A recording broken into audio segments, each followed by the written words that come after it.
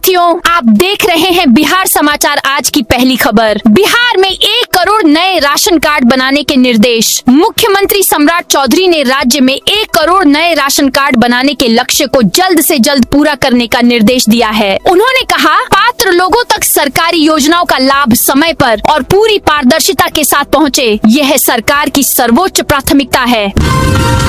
बिहार में 97 लाख से ज्यादा लोगों के खाते में आए 1100 से 1100 रुपए। बिहार के लाखों बुजुर्गों, दिव्यांगजनों और विधवा महिलाओं के लिए खुशखबरी है। मुख्यमंत्री सम्राट चौधरी ने सामाजिक सुरक्षा पेंशन योजना के 97.84 लाख लाभार्थियों के खाते में 1100 से 1100 रुपए भेजे हैं। राज्य सरकार की ओर से यह राशि आर्थिक सहायता के रूप में दी गई है। इसमें वृद्धजन पेंशन, दिव्यांग पेंशन और विधवा महिलाओं को मिलने वाली पेंशन योजनाओं के लाभार्थी शामिल हैं।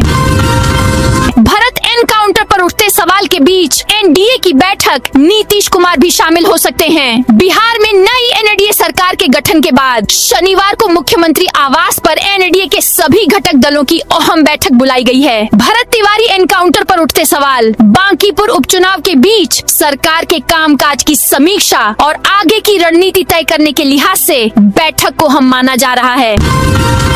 पटना के पेट्रोल पंपों पर प्लेन पेट्रोल बंद, अब सिर्फ E20 और एक्स्ट्रा प्रीमियम का ही विकल्प। देश भर में पेट्रोल में एथेनॉल मिश्रण को लेकर बहस के बीच राजधानी पटना के पेट्रोल पंपों पर फिलहाल केवल 2 प्रकार के पेट्रोल, E20 और एक्स्ट्रा प्रीमियम पेट्रोल की ही बिक्री हो रही है।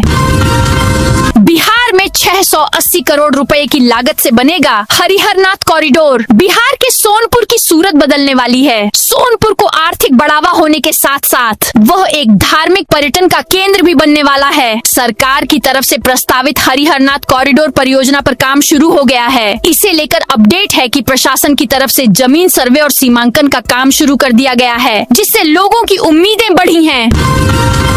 बिहार के शिक्षकों को मिलेगा मनचाहा स्कूल, आज से खुलेगा ट्रांसफर पोर्टल। बिहार के सरकारी शिक्षकों के लिए राहत भरी खबर है। लंबे समय से इंतजार कर रहे शिक्षकों की तबादला प्रक्रिया अब जल्द शुरू होने वाली है। शिक्षा विभाग आज से ट्रांसफर पोर्टल खोलने की तैयारी में है। अगले सप्ताह से शिक्षकों के तबादले की प्रक्रिया शुरू होने की उम्मीद है।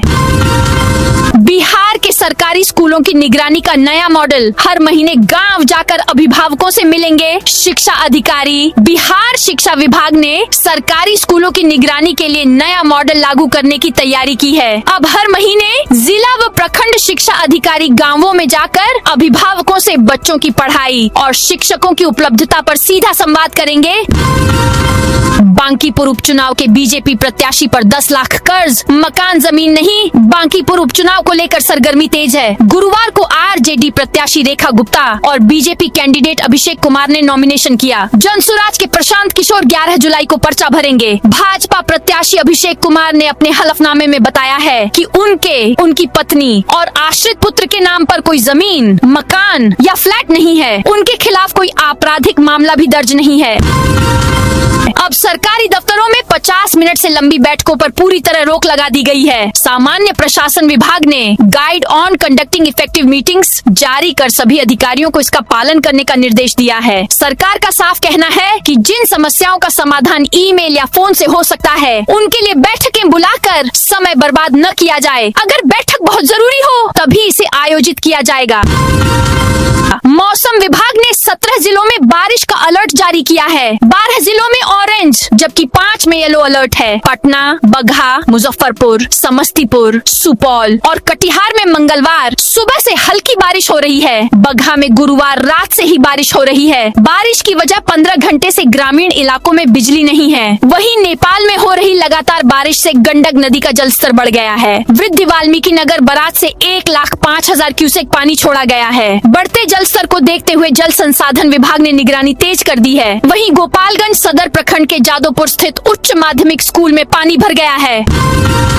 भरत तिवारी की मां की तबीयत बिगड़ी, भूख हड़ताल स्थगित। भरत तिवारी को न्याय दिलाने की लड़ाई लड़ते लड़ते अब उनकी मां आशा देवी की सेहत बिगड़ने लगी है। आशा देवी की ऑक्सीजन लेवल और पल्स रेट में लगातार उतार चढ़ाव हो रहा है, बीपी भी डाउन है। तबीयत बिगड़ने की वजह से आशा देवी ने आज से शुरू होने वाले भूख हड़ताल को 20 जुलाई तक के लिए स्थगित कर दिया है।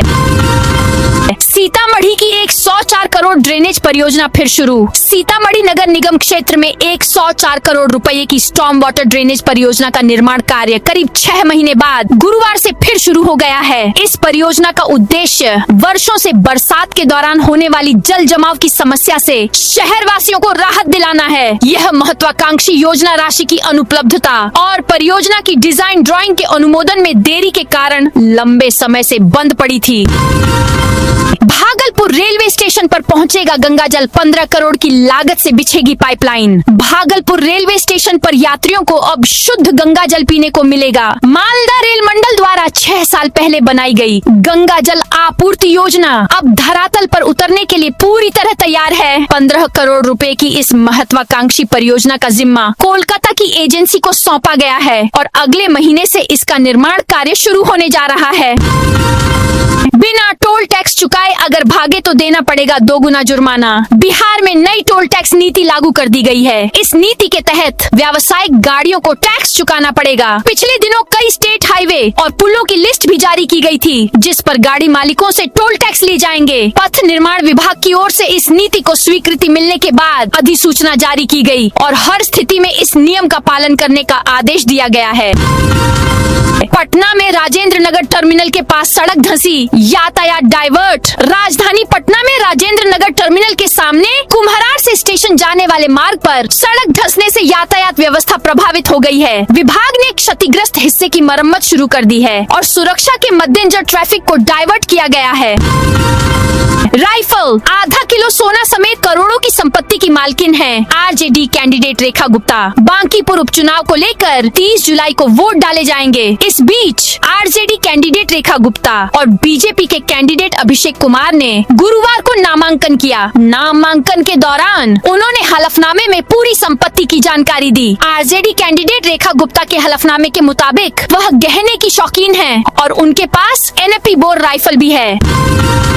भागलपुर हवाई अड्डा क्षेत्र में हड़कंप, 845 घरों को नगर निगम का अल्टीमेटम। भागलपुर हवाई अड्डा क्षेत्र के आसपास रहने वाले सैकड़ों परिवारों पर बेघर होने का संकट मंडराने लगा है। नगर निगम प्रशासन ने हवाई अड्डा परिसर के दायरे में आने वाले 845 भवनों को अंतिम नोटिस जारी करते हुए साफ कर दिया है कि 7 दिनों के भीतर वैध दस्तावेज पेश नहीं करने पर इन मकानों को अवैध मानकर ध्वस्त कर दिया जाएगा। भागलपुर में आवारा कुत्तों की बढ़ती संख्या पर लगेगी लगाम। शहर में आवारा कुत्तों की बढ़ती संख्या पर नियंत्रण के लिए नगर निगम ने अहम कदम उठाया है। निविदा प्रक्रिया पूरी होने के बाद जयपुर की संस्था संतुलन जीव कल्याण का चयन न्यूनतम दर के आधार पर किया गया है। अब संस्था के साथ जल्द ही नगर निगम का एग्रीमेंट होगा, जिसके बाद आवारा कुत्तों के बंध्याकरण और टीकाकरण का कार्य शुरू कराया जाएगा। विक्रमशिला केंद्रीय विश्वविद्यालय जमीन अधिग्रहण के लिए 15 जुलाई तक रोज खुलेगा दफ्तर। ऐतिहासिक विक्रमशिला विश्वविद्यालय के समीप प्रस्तावित केंद्रीय विश्वविद्यालय की स्थापना के लिए भूमि अधिग्रहण की प्रक्रिया में तेजी लाने के उद्देश्य से जिला प्रशासन ने बड़ा फैसला लिया है। जिलाधिकारी ने आदेश जारी कर जिला भू अर्जन कार्यालय को 15 जुलाई तक सभी दिनों में अवकाश और रविवार सहित सामान्य कार्य दिवस की तरह संचालित करने का निर्देश दिया है। भागलपुर ब्लड बैंक में दलाली पर लगेगी लगाम। डोनेशन के लिए आधार, बायोमेट्रिक और टोकन सिस्टम होगा लागू। जवाहरलाल नेहरू मेडिकल कॉलेज अस्पताल के ब्लड बैंक में दलाली रोकने के लिए अब सॉफ्टवेयर आधारित व्यवस्था लागू करने की तैयारी शुरू हो गई है। पहले गठित निगरानी टीम के बावजूद दलाली पर प्रभावी रोक नहीं लग सकी। अब ब्लड बैंक प्रशासन ऐसा सॉफ्टवेयर तैयार कराने की योजना बना रहा है, जिससे रक्तदान की पूरी प्रक्रिया पारदर्शी हो सके। बिहार ग्रीन हाइड्रोजन नीति बनाएगा, किसानों को सुबह 6 से शाम 6 बजे तक बिजली मिलेगी। बिहार के लाखों किसानों के लिए मानसून सीजन में सरकार ने राहत का बड़ा पिटारा खोला। मुख्यमंत्री सम्राट चौधरी ने ऐलान किया है कि अब राज्य के किसानों को सिंचाई के लिए देर रात खेतों में नहीं जागना पड़ेगा। सरकार ने फैसला लिया है कि कृषि फीडर के जरिए सुबह 6 बजे से शाम 6 बजे तक लगातार 12 घंटे बिजली दी जाएगी। इससे न केवल किसानों को रात की मशक्कत से मुक्ति मिलेगी, बल्कि पंप चलाने के लिए महंगे डीजल का खर्च भी बचेगा। बिहार में ट्रैफिक चालान के मामलों का अब जल्द होगा निपटारा। अब संधि योग्य ट्रैफिक चालानों की सुनवाई स्थायी लोक अदालत में होगी। इस संबंध में बिहार राज्य विधिक सेवा प्राधिकार ने राज्य के सभी जिला विधिक सेवा प्राधिकारों को निर्देश जारी किया है। पीएमसीएच में लगेगी अत्याधुनिक एमआरआई और सीटी स्कैन मशीनें। बिहार के सबसे बड़े सरकारी अस्पताल पीएमसीएच में मरीजों को जल्द ही अत्याधुनिक जांच सुविधाएं मिलने जा रही है। इस महीने के अंत तक अस्पताल के नए रेडियोलॉजी भवन में 2 अत्याधुनिक सीटी स्कैन और एक रिसर्च आधारित एमआरआई मशीन स्थापित की जाएगी।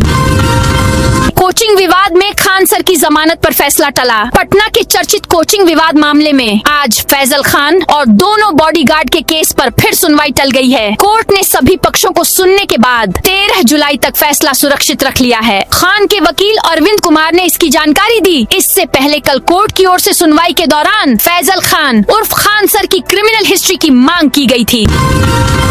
स्टार्टिंग ट्रबल और माइलेज घटने से वाहन वाले परेशान। पटना में भी वाहनों के फ्यूल पंप, इंजेक्टर चौक होने और इंजन की पावर घटने की शिकायतें तेजी से बढ़ने लगी हैं। हालांकि गाड़ियों में अचानक आ रही इस तकनीकी खराबी का सटीक और आधिकारिक कारण अभी तक स्पष्ट नहीं हो सका है। गोपालगंज में 3.25 बीघा सरकारी जमीन अतिक्रमण मुक्त। गोपालगंज जिला प्रशासन ने सरकारी भूमि पर वर्षों से किए गए अवैध कब्जों के खिलाफ बड़ी कार्रवाई की है। जादोपुर थाना क्षेत्र के जादोपुर शुक्ल गांव में करीब 2 बीघा 12 कट्ठा लगभग 3.25 बीघा सरकारी जमीन को अतिक्रमण मुक्त कराया गया। इस अभियान में भारी पुलिस बल और बुलडोजर का इस्तेमाल किया गया। मरीजों को जांच कराने बाहर जाने से मिलेगी मुक्ति। पीएमसीएच में इलाज कराने आने वाले मरीजों को इस महीने के अंत से बड़ी राहत मिलने जा रही है। अस्पताल के नए रेडियोलॉजी भवन में 2 अत्याधुनिक सीटी स्कैन मशीनें और एक रिसर्च आधारित एमआरआई मशीन स्थापित हो जाएगी। इसी महीने इनका इंस्टॉलेशन पूरा कर जांच सेवा शुरू कर दी जाएगी। कंबोडिया भेजने वाले मानव तस्करी नेटवर्क की जांच मोतिहारी पहुंची। अंतर्राष्ट्रीय मानव तस्करी और विदेश में नौकरी के नाम पर लोगों को भेजने वाले कथित नेटवर्क की जांच अब बिहार के मोतिहारी तक पहुंच गई है। राष्ट्रीय जांच एजेंसी एनआईए ने गुरुवार को पूर्वी चंपारण के फेनहारा थाना क्षेत्र के कालू पक्कड़ गाँव में एक संदिग्ध के घर करीब 4 घंटे तक छापेमारी की। उपराष्ट्रपति सीपी राधाकृष्णन शनिवार और रविवार को गयाजी में रहेंगे। उपराष्ट्रपति के गया दौरे को लेकर ट्रैफिक अलर्ट जारी किया गया है। अलर्ट के मुताबिक 11 जुलाई सुबह 8 से दोपहर 2 बजे तक कई रास्ते बंद रहेंगे। उपराष्ट्रपति के साथ बिहार के राज्यपाल सैयद अता हसनैन और मुख्यमंत्री सम्राट चौधरी के भी कार्यक्रम में शामिल होने की संभावना है। राजद नेता के श्राद्ध कार्यक्रम पर अश्लील ऑर्केस्ट्रा। मुंगेर में एक श्राद्ध कार्यक्रम के दौरान बार बालाओं के ठुमके लगाते हुए एक वीडियो सोशल मीडिया पर वायरल हो रहा है। वीडियो में मंच के पीछे श्रद्धांजलि कार्यक्रम एवं संस्कृति कार्यक्रम का बैनर लगा हुआ दिख रहा है। यह वीडियो बीते 4 दिनों से चर्चा में है। यह वायरल वीडियो मुंगेर जिले के हवेली खड़गपुर थाना क्षेत्र के खाजेचक गाँव का बताया जा रहा है। बिहार राज्य विधिक सेवा प्राधिकार का निर्देश जारी। बिहार में अब संधि योग्य समझौता करने योग्य ट्रैफिक चालानों का निपटारा स्थायी लोक अदालत में होगा। बिहार राज्य विधिक सेवा प्राधिकार ने राज्य के सभी जिला विधिक सेवा प्राधिकार को इस संबंध में पत्र जारी किया है। प्राधिकार के सदस्य सचिव धर्मेंद्र कुमार सिंह के हस्ताक्षर से 8 जुलाई को यह निर्देश जारी किया गया। पत्र में पटना हाई कोर्ट के निर्णय का हवाला दिया गया है। कोर्ट ने भारी पैमाने पर लंबित ट्रैफिक चालानों को देखते हुए यह व्यवस्था सुनिश्चित करने को कहा है। बिहार में बाल विवाह रोकने के लिए पटना हाई कोर्ट में पहली बार उतरा सीएनएलयू। बिहार की बेटियों का बचपन बचाने के लिए अब राज्य की सबसे बड़ी कानून की संस्था चाणक्य राष्ट्रीय विधि विश्वविद्यालय खुद कानूनी मैदान में उतरा है। विश्वविद्यालय के इतिहास में पहली बार सीएनएलयू के जेंडर रिसोर्स सेंटर ने जनमन पीपुल्स फाउंडेशन के साथ मिलकर पटना उच्च न्यायालय में एक जनहित याचिका दाखिल की है। एक्साइज इंस्पेक्टर के 5 ठिकानों पर ईओयू का छापा। सीवान के एक्साइज इंस्पेक्टर अंकेश कुमार गोंड ने सरकारी नौकरी को काली कमाई का जरिया बना लिया। महज 21 साल की सर्विस में उन्होंने अपनी वैध आय से 201% ज्यादा संपत्ति खड़ी कर ली। जांच में सामने आया कि उन्होंने अपनी काली कमाई को खपाने के लिए अपनी पत्नी और बेटियों के नाम पर अंधाधुंध निवेश किया है। आर्थिक अपराध इकाई की छापेमारी में अफसर के पास 2.36 करोड़ की अवैध संपत्ति का खुलासा हुआ है। औरंगाबाद के नवीनगढ़ में अतिक्रमण हटाओ अभियान पर बवाल। औरंगाबाद जिले के नवीनगढ़ नगर पंचायत क्षेत्र में चल रहे अतिक्रमण हटाओ अभियान को लेकर विवाद गहराता जा रहा है। बुधवार को प्रशासन की ओर से न्यू एरिया से लेकर मंगल बाजार तक सड़क और नालियों के किनारे बने अतिक्रमण को जेसीबी की मदद से हटाया गया। भरत तिवारी एनकाउंटर मामले में 6 गवाहों को समन। भोजपुर के बिलौटी गांव में 17 जून को हुए भरत भूषण तिवारी के कथित पुलिस एनकाउंटर मामले की न्यायिक जांच तेज हो गई है। राज्य सरकार की ओर से गठित न्यायिक जांच आयोग ने गवाहों के बयान दर्ज करने की प्रक्रिया शुरू कर दी है। नालंदा की नदियों पर अस्तित्व का संकट। 40 छोटी बड़ी नदी सूखने के कगार पर। कभी जीवनदायिनी मानी जाने वाली नालंदा की नदियां आज अपने वजूद की लड़ाई लड़ रही हैं। जिले में प्रवाहित होने वाली करीब 40 छोटी बड़ी नदियों की स्थिति चिंताजनक है। अतिक्रमण, गाद की मोटी परत और जल प्रवाह के बाधित होने से इन नदियों का कलेवर सिकुड़ गया है। पेपर लीक पर आवाज उठाने पटना क्यों नहीं आए राहुल? कांग्रेस नेता राहुल गांधी 11 से 15 जुलाई के बीच पेपर लीक मामले में छात्रों की आवाज उठाने पटना आने वाले थे। 36,000 युवाओं ने कार्यक्रम में शामिल होने के लिए रजिस्ट्रेशन कराया। कांग्रेस ने बापू सभागार बुक कराया था, लेकिन कार्यक्रम रद्द हो गया। राहुल गांधी की बिहार यात्रा ऐसे समय स्थगित हुई जब बांकीपुर उपचुनाव के लिए प्रत्याशी की घोषणा को लेकर राजद और कांग्रेस में तनाव है। कांग्रेस ने जन सुराज के प्रशांत किशोर को विपक्ष की सभी पार्टियों द्वारा समर्थन देने की अपील की।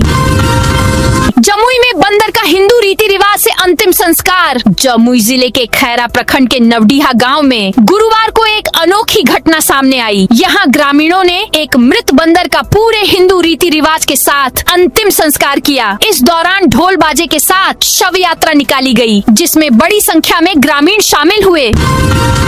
मोहनिया बाजार से 1,20,000 की बाइक चोरी। कैमूर जिले के मोहनिया थाना क्षेत्र में कानून व्यवस्था पर सवाल उठ रहे हैं। हाल ही में चोरी की घटनाओं में वृद्धि हुई है, जिससे स्थानीय पुलिस की गश्त और कार्यशैली पर प्रश्न चिन्ह लग गया है। मोहनिया के चांदनी चौक के पास साड़ी दुकान के दक्षिण में खड़ी एक मोटरसाइकिल अज्ञात चोरों ने चुरा ली। मेरी बेटी को मुस्लिम लड़का उठा ले गया। धर्म परिवर्तन कराकर शादी की तैयारी। सम्राट सरकार मदद करे। दरभंगा में एक लड़की पिछले 14 दिन से लापता है। परिवार वालों का आरोप है कि एक मुस्लिम लड़के ने लड़की का अपहरण कर लिया है। वो लड़का लड़की का धर्म परिवर्तन करवाकर जबरन शादी करवाना चाहता है। लड़की बालिग है। उसके घर वालों ने थाने में मामला दर्ज करवाया है। लड़की के घर वालों का कहना है कि उनकी लड़की का धर्म परिवर्तन करवाने की कोशिश की जा रही है। सम्राट सरकार हमारी मदद करे। मोदी बोले, ऑस्ट्रेलियाई T20 लीग का ओपनिंग मैच भारत में होगा। ऑस्ट्रेलिया की T20 league big bash league का ओपनिंग मैच भारत में खेला जाएगा। मुकाबला चेन्नई के चेपॉक स्टेडियम में 12 दिसंबर को होगा। ये पहली बार होगा जब किसी विदेशी क्रिकेट लीग का मैच भारत में होगा। विजय बोले, करूर भगदड़ मेरे जीवन का सबसे बड़ा दर्द। पुलिस भीड़ संभालने में नाकाम रही। तमिलनाडु के मुख्यमंत्री और तमिलगा वेत्री कड़गम के अध्यक्ष सी जोसेफ विजय भगदड़ की घटना के बाद पहली बार करूर पहुंचे। उन्होंने करूर के एटलस ग्राउंड में भगदड़ में जान गंवाने वालों 41 लोगों के परिजनों को सरकारी नौकरी के नियुक्ति पत्र सौंपे। जगन्नाथपुरी के राजा का राष्ट्रपति और पीएम को लेटर कहा। IS के चौन का अलग समय पर रथ यात्रा निकालना गलत। पुरी के गजपति महाराज दिव्य सिंह देव ने IS के चौन की तरफ से अलग तिथियों पर जगन्नाथ रथ यात्रा और स्नान यात्रा निकालने पर आपत्ति जताई है। दिव्य सिंह देव ने 8 जुलाई को राष्ट्रपति द्रौपदी मुर्मू और प्रधानमंत्री मोदी को लेटर लिखा है और हस्तक्षेप की मांग की है। दिव्य सिंह ने कहा कि इससे प्राचीन परंपरा खत्म हो जाएगी। शेख हसीना बोली, दिसंबर में बांग्लादेश लौटूंगी, कोर्ट में सरेंडर करूंगी। बांग्लादेश की पूर्व प्रधानमंत्री शेख हसीना ने कहा है कि वह दिसंबर में अपने देश लौटेंगी और अदालत में आत्मसमर्पण करेंगी। रॉयटर्स को दी इंटरव्यू में उन्होंने कहा, वे मुझे गिरफ्तार कर सकते हैं, मेरी मौत भी कर सकते हैं, लेकिन मुझे लौटना ही होगा। 78 वर्षीय हसीना ने कहा कि उनकी पार्टी अवामी लीग के नेताओं और कार्यकर्ताओं पर लगातार कार्रवाई हो रही है। उन्होंने कहा, अगर मौत भी आए तो मैं अपने देश की मिट्टी पर मरना चाहती हूँ, जहाँ मेरे माता पिता दफन हैं। BSNL सैटेलाइट फोन लॉन्च, बिना सिम नेटवर्क के बात होगी। सरकारी टेलीकॉम कंपनी BSNL ने भारत में नया सैटेलाइट फोन लॉन्च किया है। इसकी कीमत टैक्स मिलाकर 1,34,166 रुपए रखी गई है। यह रेगुलर स्मार्टफोन से बिल्कुल अलग है, जो बिना सिम और नेटवर्क के बजाय सीधे सैटेलाइट की मदद से काम करता है। फोन की सबसे बड़ी खासियत यह है कि नेटवर्क विहीन और ऑफ ग्रिड जगहों पर भी बिना किसी रुकावट के वॉइस कॉल करने की सुविधा देता है, जबकि आमतौर पर इस्तेमाल होने वाले फोन नजदीकी मोबाइल टावर की मदद से काम करते हैं। सैटेलाइट फोन को खरीदने के लिए सरकार की मंजूरी लेना होगी। इस फोन का फायदा उन सुदूर इलाकों में भी काम करेगा जहां मोबाइल नेटवर्क नहीं पहुंच पाते हैं। इससे आपदा या आपातकालीन स्थितियों में लोगों से संपर्क बनाए रखना आसान हो जाएगा। यह आम फोन या गैजेट की तरह सीधे दुकान पर नहीं मिलेगा। भारत में सैटेलाइट फोन को लेकर कड़े नियम हैं। इस फोन को खरीदने या इस्तेमाल करने से पहले यूजर को डिपार्टमेंट ऑफ टेलीकम्युनिकेशन से मंजूरी या ऑथराइजेशन लेना अनिवार्य होगा। बद्रीनाथ VIP दर्शन से 1,63,00,000 की आय पर विवाद। बद्रीनाथ धाम में चढ़ावा हेराफेरी विवाद अभी शांत भी नहीं हुआ है कि अब 2 नए वित्तीय मामले चर्चा में आ गए हैं। पहला मामला VIP दर्शन के लिए प्रति श्रद्धालु 1,100 रुपए शुल्क वसूलने का है, जिससे अब तक करीब 1.63 करोड़ रुपए जमा होने का दावा किया जा रहा है। दूसरा मामला VIP मेहमानों के ठहरने और खान पान के नाम पर कथित फर्जी बिल बनाए जाने का है। दोनों मामलों को लेकर श्री बद्रीनाथ केदारनाथ मंदिर समिति के भीतर ही मतभेद खुलकर सामने आ गए हैं। तो दोस्तों, यह थी आज बिहार की दिन भर की ताजा और बड़ी खबरें। अब कल मिलते हैं नई खबरों के साथ।